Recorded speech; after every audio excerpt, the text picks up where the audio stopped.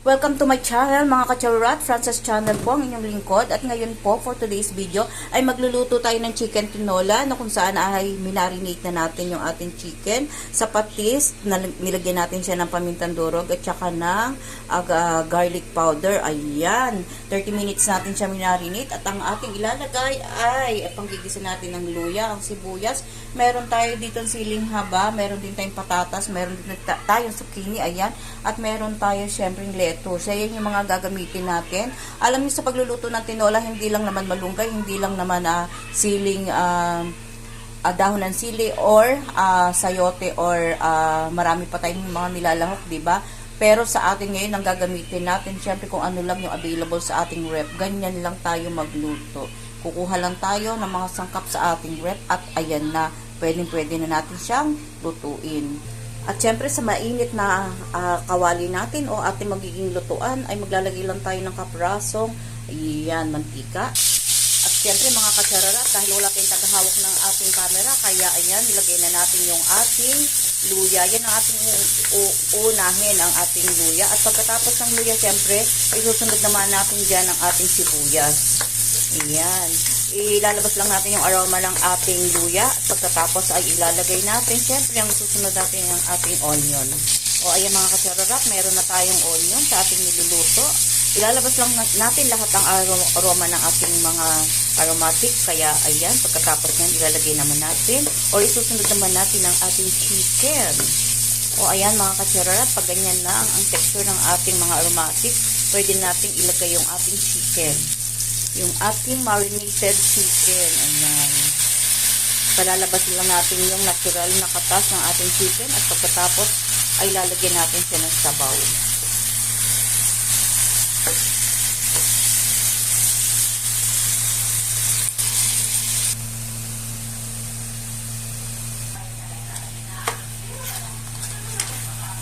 Ayan, lumabas na yung katas ng ating chicken. Gagawin natin, lalagyan naman natin siya ngayon ng siling haba. Ayan. Tapos ilalagay natin yung ating patatas.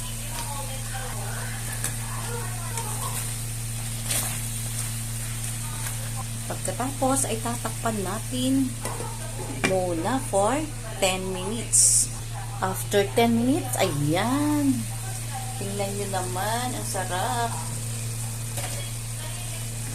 Lalagyan na natin siya ng sabaw. Ayan, actually yung sabaw niya, yung tubig, pinakuluan na natin. At pagkatapos, lalagyan na lang natin siya ng konting patis kasi kanina minarinate na natin siya sa patis. Ayan, tatakpan uli natin siya for 5 minutes. Ayun, naku, ang sarap. Ilalagay naman natin ngayon ng ating, yan, yung ating zucchini. Ayan. Hindi na natin siya hinati kasi maliliit lang naman siya.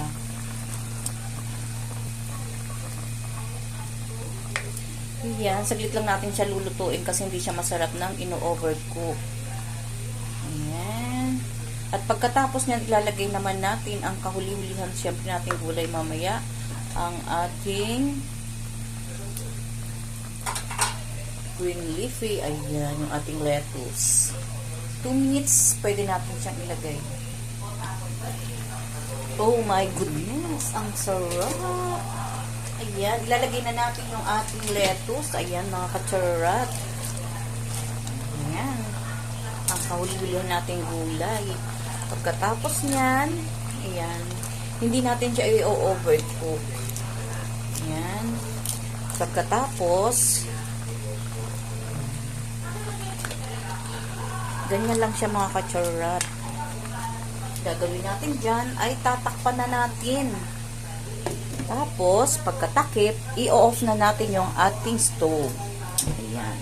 Hahayaan na natin siya maluto sa init ng ating sabaw. Ayan mga kacharat. Bye-bye. Thank you for watching.